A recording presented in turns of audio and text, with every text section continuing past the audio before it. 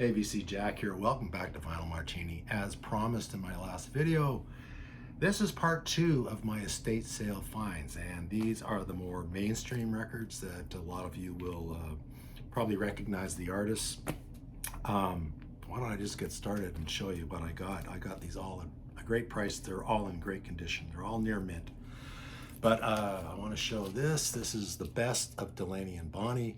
I don't have any Delaney and Bonnie records, and I'm always on the lookout for them. And when I find them, it's either the wrong Delaney and Bonnie record or it is beat up to hell. So I'm really happy to find this. This is on Atco.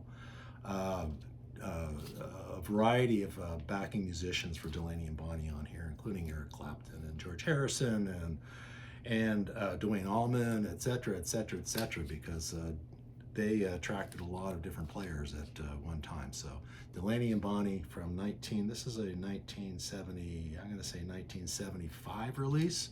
And there was a series of Atco records, the best ofs, and this is one of that series. So Delaney and Bonnie, the best of. Now, how fortunate is this? I found the Flying Burrito Brothers, and this is the Gilded Palace of Sin, their first release. Of course, Graham Parsons is on here, Chris Etheridge, Chris Hillman, Sneaky Pete, so groundbreaking country rock album. Graham Parsons wrote or helped write, I think, 3-4 songs on here. Chris Hillman's got some great songs on here. So I was lucky to find that because I see this out in the wild. Again, it's always beat up, always overpriced. But then I found their second record, Flying Burrito Brothers, called Burrito Deluxe, released in, again, no date on here. And there's no date on the labels either, but released less than a year after the first one. Graham Parsons is still in the band, do covers of If You Gotta Go by Bob Dylan, Cody, some great songs. The Stones, a great version of Wild Horses on here. So the Flying Burrito Brothers, their second release. And if that wasn't enough, I found their third release, just called the Flying Burrito Brothers.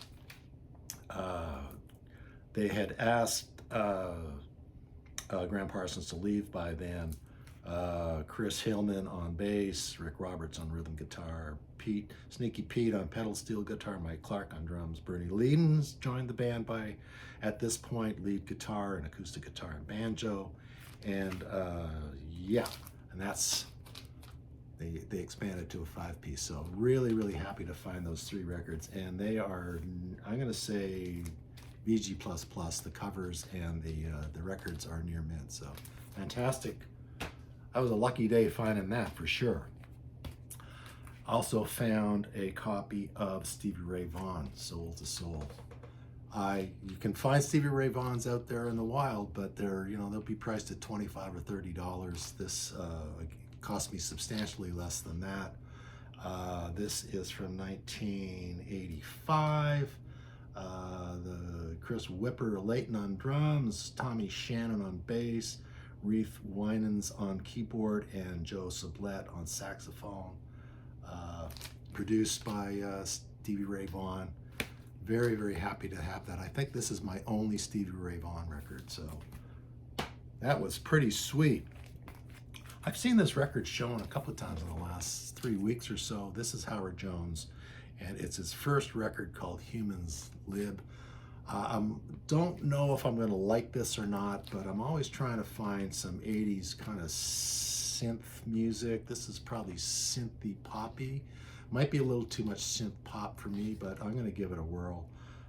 He had a hit with Humans Libs on here. There's a picture of Howard Jones on the back. I love the cover though. That's really good. And it is a little bit water damaged, but the record is mint. And when I say water damaged, it means that it was probably down in the basement, so the cover is a little bit wavy, but still pretty good. Next up is Streetlights, Bonnie Raitt's 1974 release. Love Bonnie. I've got probably her first 5 records in that series, and this one I was missing this one, so really, really nice to find this. Great cover shot. I used to have a little crush on Bonnie Raitt. I've seen her live a couple of times, and I think I've mentioned that the first time I saw Bonnie Raitt in 1974, I think, Tom Waits opened up for her, and he blew my mind. And Bonnie did as well. She puts on a great show. She's a great guitarist, great slide guitarist, needless to say, like everybody knows. Next is a Eurythmics album. It's called Savage. Never see this one out in the wild either. This is a 1987 release on RCA. I don't know if I recognize any of the songs on here, if they had any hits. I've only started picking up Eurythmic records in the last couple of years, but this one is in mint condition. Great picture there, cover art, fantastic. So the Eurythmics. And another one that I was very, very happy to find, this is Kate Bush, Lionheart. Kate Bush is getting a little bit of a resurgence, of course, with Stranger Things, and what's it called? What's the song called? Pushing It Up the Hill? Or Running Up the Hill? Running Up the Hill. That was her big hit, but fantastic song, fantastic record, in fantastic shape on Harvest Records. So Kate Bush, Lionheart, very happy. This is my second Kate Bush record, so I can never afford them when I run across them. So great to pick that up. Everybody knows this one. I've already got a copy of this, but this is going to make a great gift. Goat's Head Soup. It did not come with, I think this is a reissue. It did not come with the picture of the can that was used on the Spanish cover of this release. But record's getting a little bit of a re-examination, I think. Some great songs on here. Like I said, it'll make a great gift, and I'll see how it matches up to the copy that I have, which is a little bit beat up, although the record is good. Never seen this out in the wild, and this is the band The Headhunters. You recognize the name, of course. Herbie Hancock recorded an album called Headhunters, and this is the backing band that he used on that record. This is produced by Herbie Hancock. It's on Arista Records.